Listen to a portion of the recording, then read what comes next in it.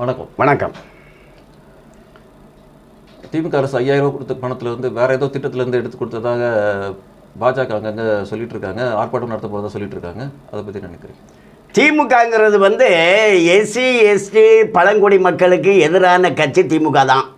SC ST பழங்குடி மக்கள் நாட்டில் இருக்கக்கூடாது அப்படின்னு நினைக்கிறவங்க கீழ்வெண்மணிங்கிற ஒரு இடத்துல 1968 44 எஸ்சி எஸ்டி மக்களை குடிசையில் வச்சு அப்படியே கொளுத்தி கொண்டுட்டாங்க.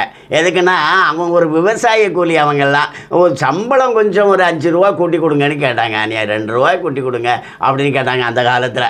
அதை 1 ரூபா கூட்டி கேட்டிருப்பாங்க அந்த காலத்தில். அது 1968 அப்படி கேட்டது என்ன திமிரு உனக்கு அப்படின்னுக்கிட்டு திமுக காரங்கெல்லாம் குடிசையில் வச்சு கொளுத்திட்டாங்க.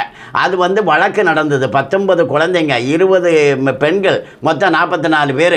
வழக்கு நடந்ததா 11 வருஷம் கழித்து சாட்சி நிரூபிக்கப்படலை அப்படின்னு சொல்லிட்டு அதை தள்ளுபடி பண்ணிட்டாங்க. அப்போ திமுக தான் ஆட்சியில் இருந்தது. அப்போ அந்த வழக்கை அவங்க அப்பீல் பண்ணலை.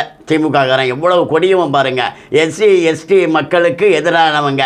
இப்போது பழங்குடி எஸ்சி எஸ்டி மக்களுக்கான நிதியில் இருந்து எடுத்து தான் இந்த தொகையை 5000 ரூபாயை கொடுத்துருக்கிறதா சொல்லப்படுகிறது. உண்மையாக தான் இருக்கும்.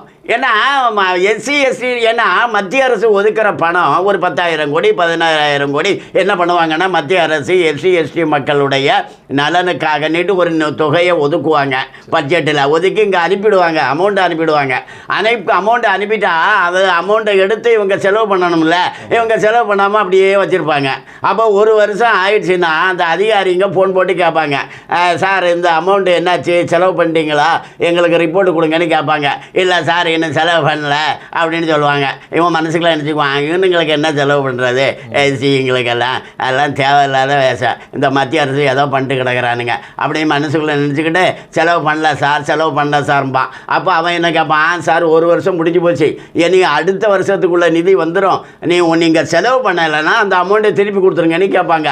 அதனால இந்த மாநில அரசு இதுவரைக்கும் பல முறை எஸ்சி எஸ்டி மக்களுடைய மேம்பாட்டுக்காக மத்திய அரசு பாஜக அரசு ஒதுக்கிய நிதியை திருப்பி கொடுத்துருக்கு. அந்த மாதிரி தான் எஸ்சி எங்கள் விஷயத்தில் இந்த திமுக நடந்துக்குது.